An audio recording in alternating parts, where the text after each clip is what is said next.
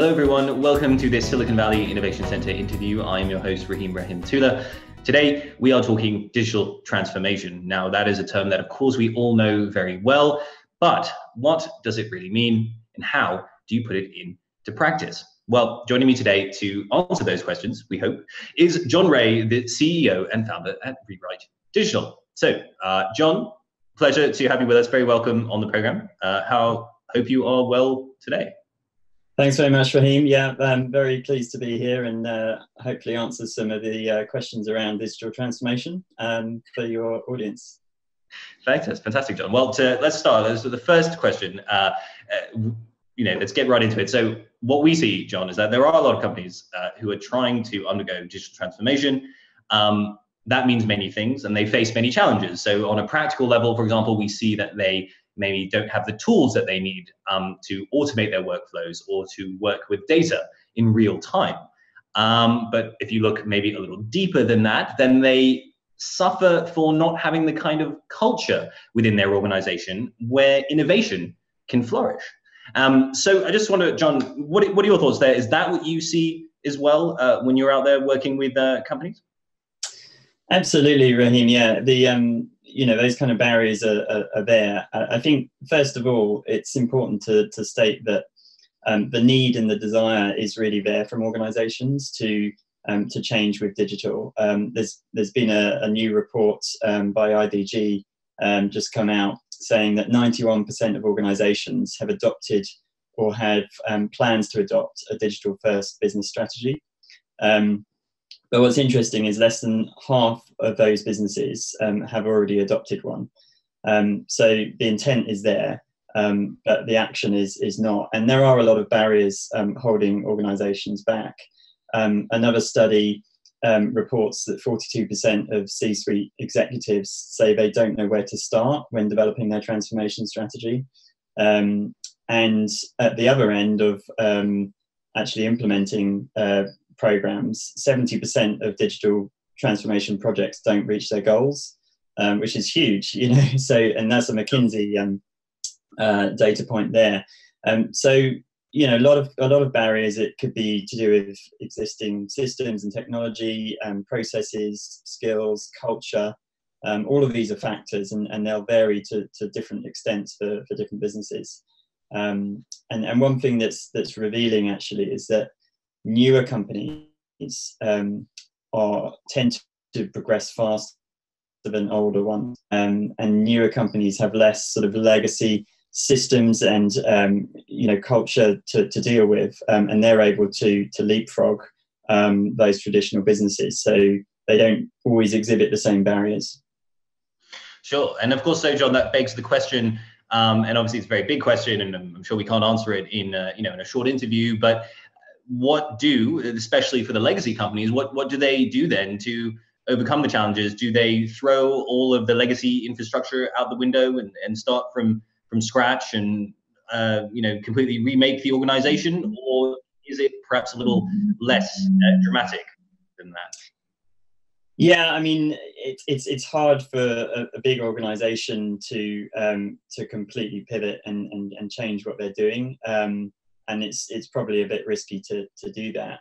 So I wouldn't advise that. But organisations do need to change. If they're doing the same things with the same people, the same technologies, they're not going to innovate, and they're not going to be able to move as quickly as some of these newer businesses and emerging sort of competition in every sector.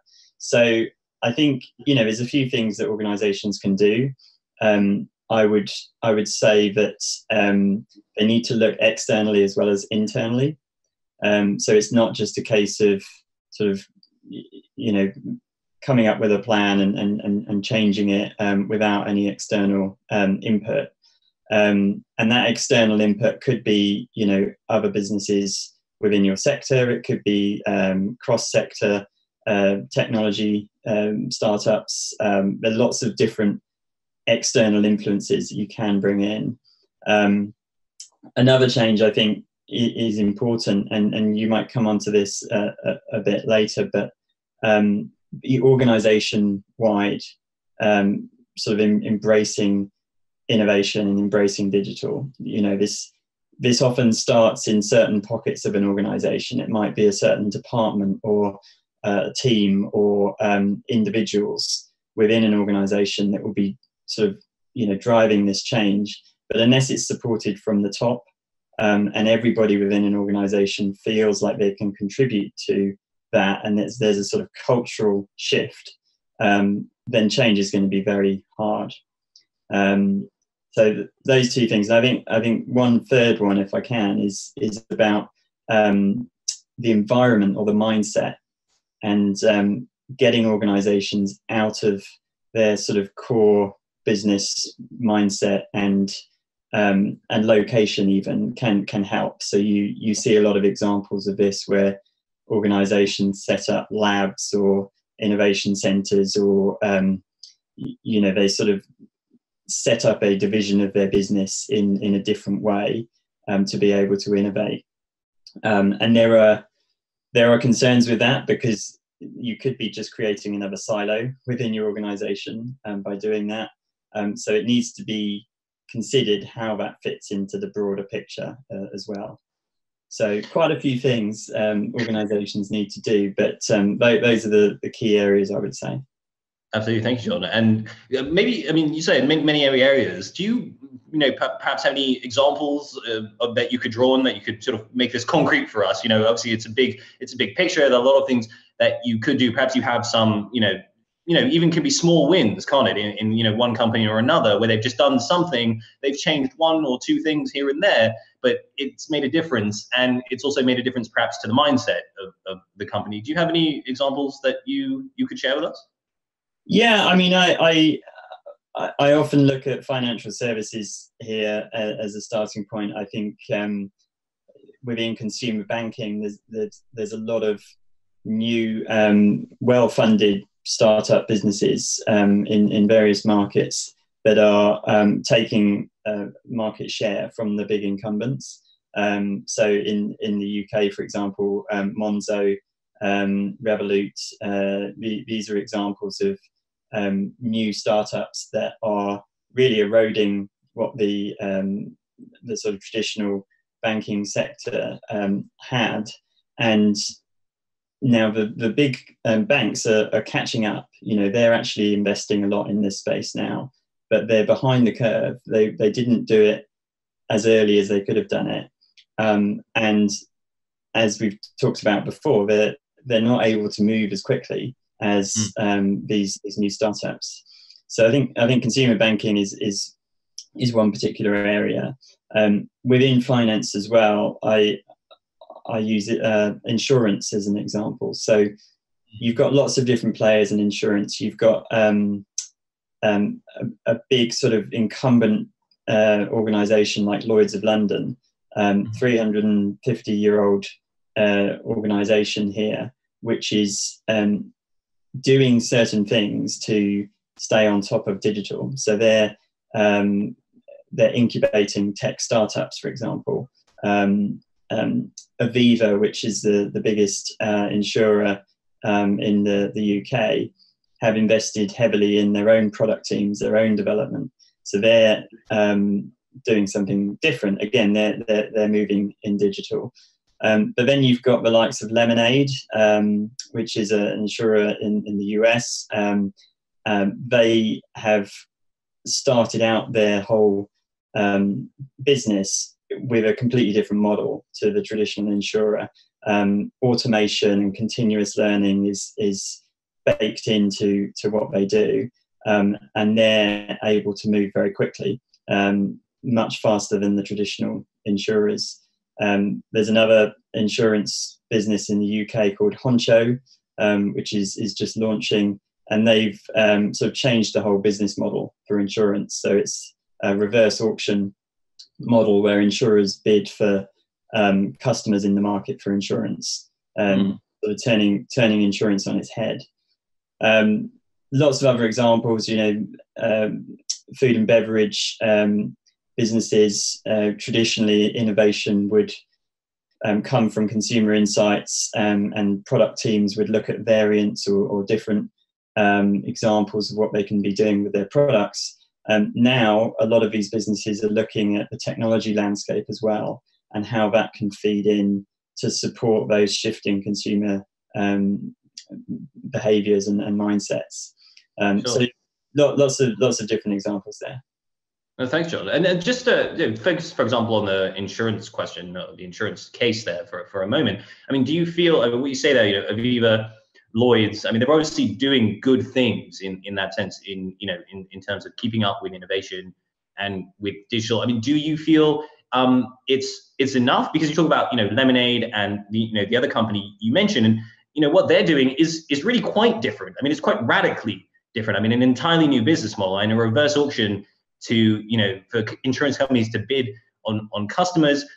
It sounds like Lloyd's and the others are they, I mean, is it a band-aid, or are they truly doing something that can really put them on the same footing? Well, I think it's not to be underestimated the power that big incumbents have. In the eyes of consumers, for example, they might still retain a very large market share. They have a lot of data that they're sitting on that the new companies won't have. They've got brand trust with consumers. They've got a lot longer industry experience as an enterprise. So there's a lot at stake there, and I think it's really about how to bring in new advantages that the startups have to those incumbent businesses, and get the balance right. And I think that can either be done by the big traditional players or the new startups and disruptors. Either way, it feels like there's a lot of consolidation which is going to happen in most sectors, where it's actually those big businesses, traditional businesses, working in collaboration with these newer agile digital first businesses. Yeah, that's very interesting. That so you see that the future there may not be so much competition. We tend to, our conversation so far, the sort of the note of it, the keynote of it, as it were, has been a sort of a conflictual relationship between incumbents and agile startups. But that's not necessarily the case. You think? Well, I think at some point competition is going to break down, because either the incumbents are going to be able to outbid the startups. The startups have funding and a lot of them are very well funded, but they're burning through that very quickly. And a lot of them are not actually profitable. So they're growing their market size, I guess, and number of customers.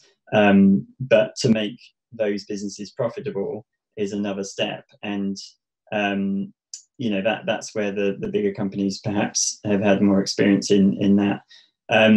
It does vary across the board, but I think collaboration is key really to get progression. And it's interesting, you look at certain sectors, automotive is a good example here, where different companies are actually working together to elevate the category. And perhaps, in some cases it's traditional competitors working together to sort of, I don't know, to challenge or to be able to rise above what new incumbents might be looking at, new startups might be looking at. But in other cases, it's just growing the whole category by sharing data or open sourcing, IP and that sort of thing. So really interesting models about how businesses are progressing that show much more signs of collaboration than competition. That's very interesting. So if you're a big company today, you have your traditional rivals, but that's sort of challenging that mindset of who your partners might be, and you shouldn't necessarily discount those companies who you've always have seen as your competitors. Yeah, exactly. I think you see a lot of this in different sectors where businesses are actually finding ways to work together. And in some cases, it could be a fairly loose partnership where, you know, perhaps they're sharing, you know, certain data that they have, or it could be actually sort of progressing things together and innovating together. And that's really great to see. And I think, you know, those companies recognize the advantages of doing that rather than just going after their own interests. So yeah, I think we'll see more of that. Oh, interesting. And then just on the sort of practical level, when we do talk about you know, a company that wants to innovate, you know, they might be doing that internally. They may set up, you know, innovation teams, entrepreneurs.